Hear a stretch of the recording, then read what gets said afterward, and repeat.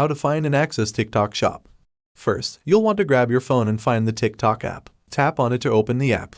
Once TikTok is open, look at the bottom right corner of the screen. You'll see a little person icon, that's your profile. Tap on it. Now, you're on your profile page. Look up to the top right corner of the screen. Look for the 3 little lines stacked on top of each other. Tap on those. In the menu that just opened up, look for an option that says Settings and Privacy. It's usually towards the bottom. Tap on it, and it will take you to a new screen with more options.